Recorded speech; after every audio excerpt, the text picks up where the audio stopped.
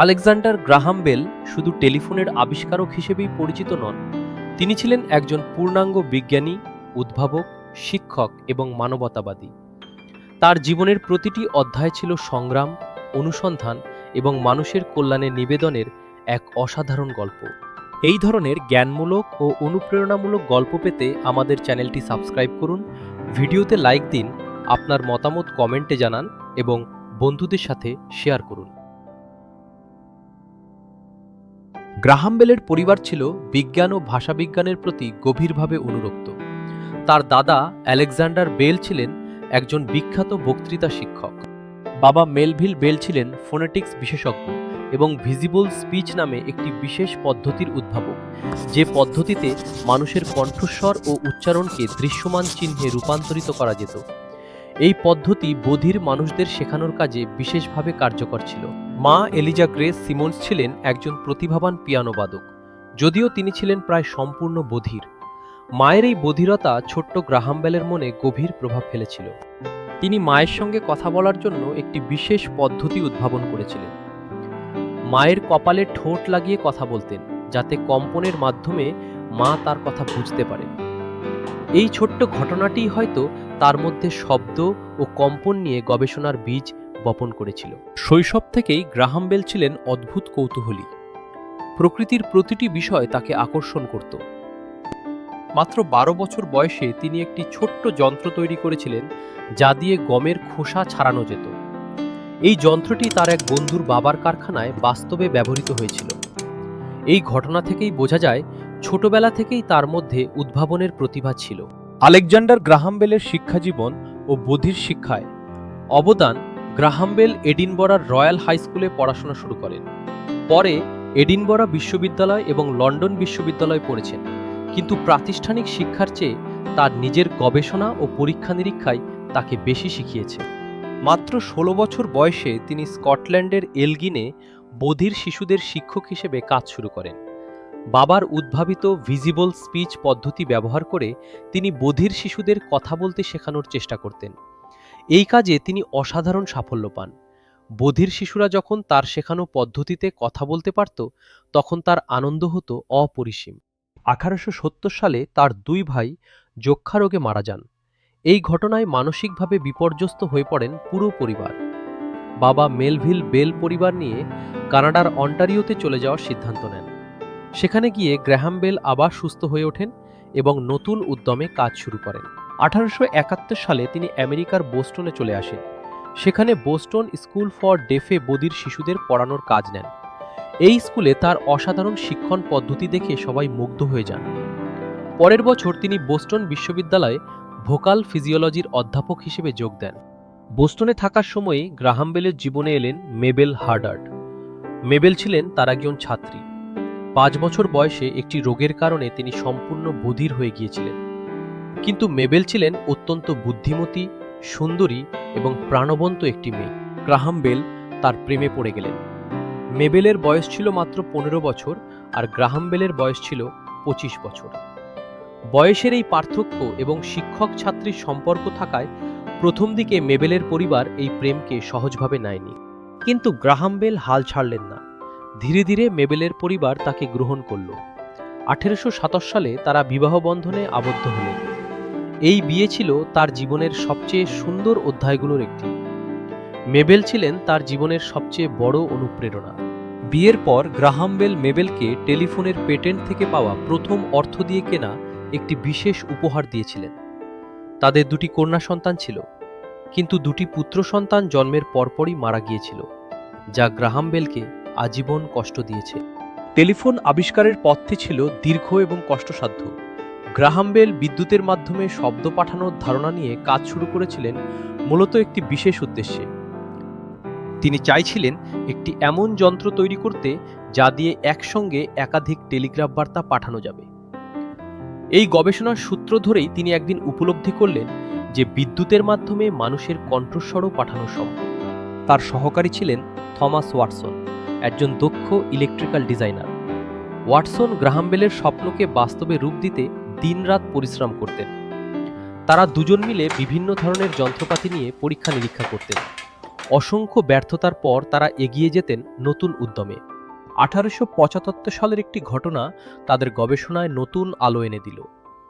Watson একটি যন্ত্রের একটি অংশ টেনে ধরেছিলেন এবং সেই কম্পনের শব্দ অন্য ঘরে থাকা গ্রাহাম বেলের কানে পৌঁছে গেল। এই ঘটনা তাদের বুঝিয়ে দিল যে বৈদ্যুতিক তার দিয়ে শব্দের কম্পন পাঠানো সম্ভব। এরপর 1876 সালের 10 মার্চ সেই ঐতিহাসিক মুহূর্তটি এলো। গ্রাহাম বেল তার পরীক্ষাগারে কাজ করছিলেন এবং ভুলবশত তার পোশাকে অ্যাসিড পড়ে গেল। যন্ত্রণায় তিনি চিৎকার করে উঠলেন এবং সহকারীকে ডাক দিলেন। পাশের ঘরে থাকা ওয়াটসন সেই ডাক স্পষ্টভাবে শুনতে পেলেন যন্ত্রের মাধ্যমে। এটিই ছিল টেলিফোনের প্রথম সফল পরীক্ষা। টেলিফোন আবিষ্কারের পেটেন্ট নিয়ে ইতিহাসের অন্যতম বিখ্যাত আইনি লড়াই হয়েছিল। 1874 সালের 14 ফেব্রুয়ারি গ্রাহাম বেল পেটেন্টের আবেদন করেন। একই দিনে আরেকজন উদ্ভাবক ইলিশা গ্রে একটি ক্যাভিয়েট বা অস্থায়ী আবেদন জমা দেন। গ্রাহাম বেলের আবেদনটি মাত্র কয়েক ঘন্টা আগে জমা পড়েছিল বলে তিনি পেটেন্ট পান। এই পেটেন্ট নিয়ে পরবর্তীতে 500-এরও বেশি মামলা হয়েছিল। গ্রে ছাড়াও আরেক উদ্ভাবক অ্যান্টোনিও মেউচি দাবি করেছিলেন যে তিনি আরও আগে টেলিফোন তৈরি করেছিলেন। মেউচি ছিলেন ইতালীয় বংশোদ্ভূত একজন উদ্ভাবক যিনি আর্থিক কারণে পেটেন্ট করাতে পারেননি। 2010 সালে আমেরিকার কংগ্রেস মেউসির অবদানকে আনুষ্ঠানিকভাবে স্বীকৃতি দিয়েছে। তবুও ইতিহাসে টেলিফোনের আবিষ্কারক হিসেবে গ্রাহাম বেলের নামই সবচেয়ে বেশি পরিচিত। পেটেন্ট পাওয়ার পর গ্রাহাম বেল এবং তার শ্বশুর গার্ডিনার হার্ডার্ড মিলে 1877 সালে বেল টেলিফোন কোম্পানি প্রতিষ্ঠা করেন। প্রথম দিকে অনেকেই এই কোম্পানির ভবিষ্যৎ নিয়ে সন্দিহান ছিলেন।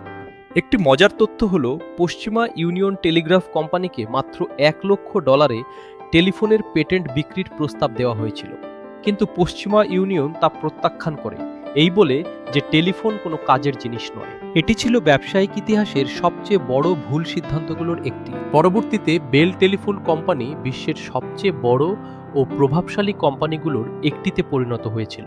আলেকজান্ডার গ্রাহাম বেলের টেলিফোনের বাইরে অন্যান্য আবিষ্কার। গ্রাহাম বেল শুধু টেলিফোন আবিষ্কারেই থেমে থাকেননি, তার উদ্ভাবনী মন সবসময় নতুন কিছু করার পথ খুঁজত। ফটোফোন ছিল তার অন্যতম গুরুত্বপূর্ণ আবিষ্কার। 1880 সালে তিনি এই যন্ত্রটি তৈরি করেন যা আলোর মাধ্যমে শব্দ পাঠাতে পারত। গ্রাহাম বেল নিজে এই আবিষ্কারকে টেলিফোনের চেয়েও বেশি গুরুত্বপূর্ণ বলে মনে করতেন। আজকের আধুনিক ফাইবার অপটিক যোগাযোগ ব্যবস্থার মূল ধারণা এই ফটোফোন থেকেই এসেছে। মেটাল ডিটেক্টর তৈরিতেও তার গুরুত্বপূর্ণ অবদান ছিল। 1881 সালে আমেরিকার প্রেসিডেন্ট জেমস গারফিল্ড গুলিবিদ্ধ হলে গ্রাহাম বেল তার তৈরি ইন্ডাকশন ব্যালেন্স যন্ত্র ব্যবহার করে শরীরে গুলির অবস্থান খুঁজে বের করার চেষ্টা করেছিলেন। যদিও সেই চেষ্টা সম্পূর্ণ সফল হয়নি, তবে এই যন্ত্রটি আধুনিক মেটাল ডিটেক্টরের পূর্বসূরি। বিমান নিয়েও গ্রাহাম বেলের গভীর আগ্রহ ছিল।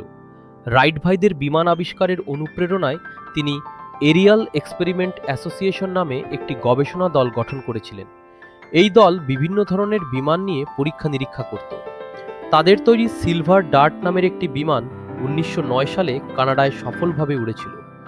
এটি ছিল ব্রিটিশ সাম্রাজ্যের মধ্যে প্রথম সফল বিমান উড্ডয়ন। হাইড্রোফয়েল নৌকা তৈরিতেও তার আগ্রহ ছিল। তার তৈরি একটি হাইড্রোফয়েল নৌকা সেই সময়ে পানিতে সবচেয়ে দ্রুত চলার রেকর্ড করেছিল। আলেকজান্ডার গ্রাহাম বেলের বধিরদের জন্য আজীবন সংগ্রাম। গ্রাহাম বেলের জীবনের সবচেয়ে গুরুত্বপূর্ণ এবং আন্তরিক কাজ ছিল বধিরদের জন্য তার অক্লান্ত প্রচেষ্টা। টেলিফোন থেকে পাওয়া বিশাল সম্পদের একটি বড় অংশ তিনি বধিরদের শিক্ষা ও কল্যাণে ব্যয় করেছিলেন। তিনি বিশ্বাস করতেন বধির মানুষরাও সমাজের মূল স্রোতে মিশতে পারবেন যদি তাদের কথা বলতে শেখানো যায়। এই বিশ্বাস থেকেই তিনি মৌখিক পদ্ধতিতে বধিরদের শিক্ষার প্রচার করতেন। তবে এই বিষয়টি নিয়ে বধির সম্প্রদায়ের মধ্যে বিতর্কও ছিল।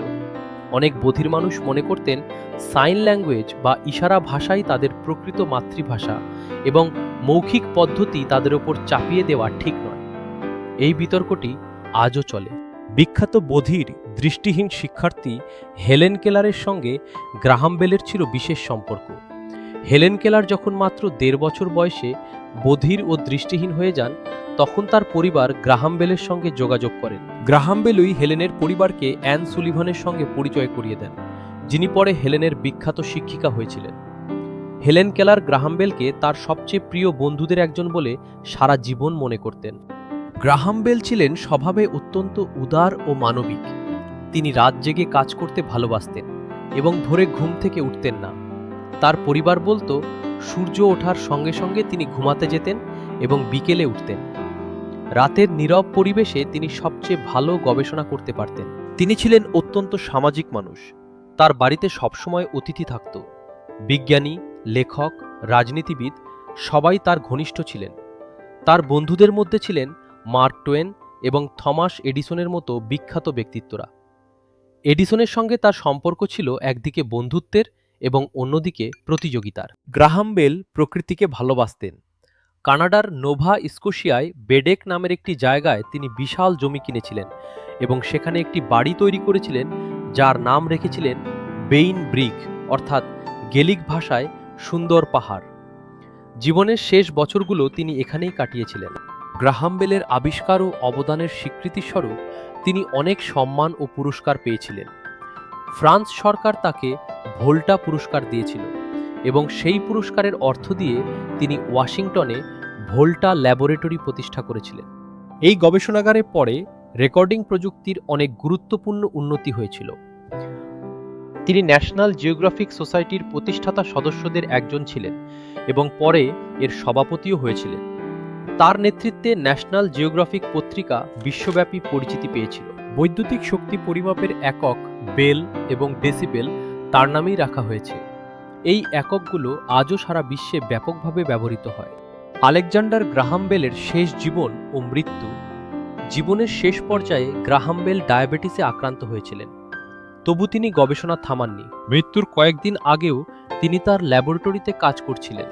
1922 সালের 2 আগস্ট কানাডার বেডেকে নিজের বাড়িতে তিনি শেষ নিঃশ্বাস ত্যাগ করেন। তার বয়স হয়েছিল 75 বছর।